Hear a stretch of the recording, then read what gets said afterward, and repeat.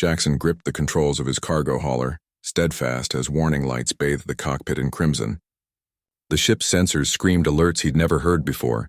Something massive was approaching from the void between star systems. "What the hell?" he muttered, watching his instruments go haywire. The object wasn't on any trade route maps, wasn't broadcasting identification signals, and it was moving with impossible precision toward his position.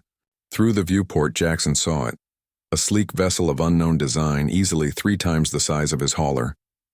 Its hull seemed to absorb light rather than reflect it, creating a disturbing void-like silhouette against the starfield. Before he could react, a brilliant beam erupted from the strange ship, enveloping the steadfast in crackling energy.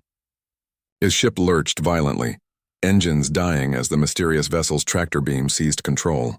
Jackson fought the controls, but human technology proved inadequate against whatever force now dragged him inexorably toward an uncharted nebula that hadn't been there moments before. "Mayday, mayday," Jackson broadcast on all frequencies. "This is cargo vessel Steadfast, registration Hotel 79. I'm being pulled into an unknown nebula by a rogue starship. Can anyone hear me?" Only static answered. The nebula's swirling purple and gold gases enveloped both ships, and Jackson's communications died completely. The ethereal cloud seemed almost alive, pulsing with internal light that made his skin crawl. Hours passed in the eerie half-light of the nebula's interior before the tractor beam finally released him, near what appeared to be a massive space station hidden within the gas clouds. Jackson had never seen architecture like it. Organic curves blended with crystalline structures that seemed to grow rather than having been built. A docking bay opened in the station's side, clearly intended for his ship. With his engine still offline and no other choice, Jackson allowed the Steadfast to be guided inside. The bay sealed behind him, and he watched through his viewport as atmosphere flooded the chamber. The airlock chimed, indicating a breathable environment outside. Jackson holstered his sidearm, sealed his environment suit, and stepped onto the alien station. The corridor beyond stretched into bioluminescent infinity. Its walls pulsed with the same light he'd seen in the nebula. "Welcome, human." Jackson spun toward the voice, hand moving to his weapon. Standing before him was a figure that defied easy description. Tall and graceful, with translucent skin that revealed flowing patterns of light beneath. Her features were hauntingly beautiful, almost human, but clearly something far more advanced. "I am Lily," she said, her voice carrying harmonics that seemed to resonate in his bones. "I apologize for the dramatic extraction, but your species has proven difficult to contact through conventional means." "Extraction?" Jackson kept his hand near his gun but didn't draw it. Something about her presence suggested violence would be futile. "You mean kidnapping?" Lily's expression showed what might have been amusement. "Your directness is precisely why we chose you, Jackson Chen of Earth. Your cargo manifest indicates you're an independent operator, unbound by corporate or military restrictions. We need someone who can think freely. How do you know my name? And what do you want?" Instead of answering, Lily gestured for him to follow. They walked through corridors that seemed to shift and adapt to their presence, walls flowing like liquid to accommodate their passage. Jackson's training told him to be afraid, but his curiosity proved stronger. They emerged onto an observation deck overlooking a vast chamber filled with what Jackson could only describe as a nursery. Hundreds of crystalline pods floated in organized formations, each containing a small luminescent form. "My people are dying," Lily said simply. "We are ancient beyond your comprehension, but our reproduction rate has fallen below sustainability. These are our final generation unless we act." Jackson stared at the pods, beginning to understand. "You need genetic diversity. Not just genetic, conceptual.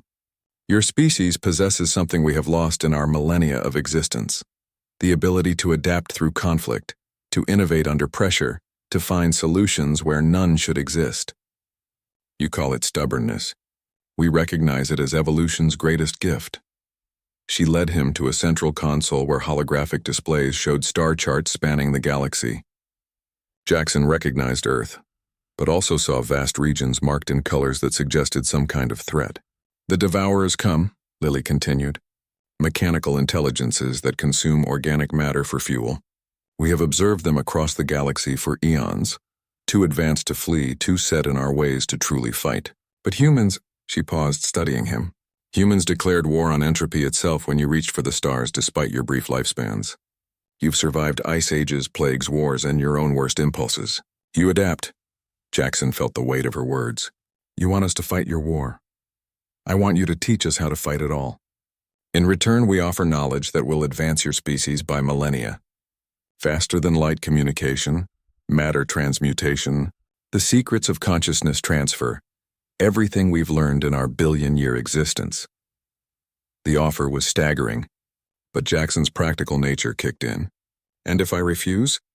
Lily's bioluminescent patterns dimmed slightly. Then you return to your ship with an interesting story, and both our species face extinction separately. The choice is yours, Jackson. But know that humanity's greatest strength isn't your technology or your numbers. It's your refusal to accept impossible odds. Jackson walked to the viewport, staring out at the nebula that concealed this ancient sanctuary. His whole life he'd hauled cargo between mundane worlds, dreaming of real adventure. Now the universe was offering him the chance to save 2 species and transform human civilization forever. He thought about Earth, about the struggling colonies on the rim worlds, about humanity's endless capacity to surprise itself. Then he turned back to Lily, seeing hope flickering in her alien features. All right, he said, surprised by the steadiness in his own voice. Let's teach you how humans fight the impossible. Lily's patterns blazed with sudden brilliant light, and Jackson realized his life had indeed changed forever. Not just his, but the fate of every human who would follow him to the stars.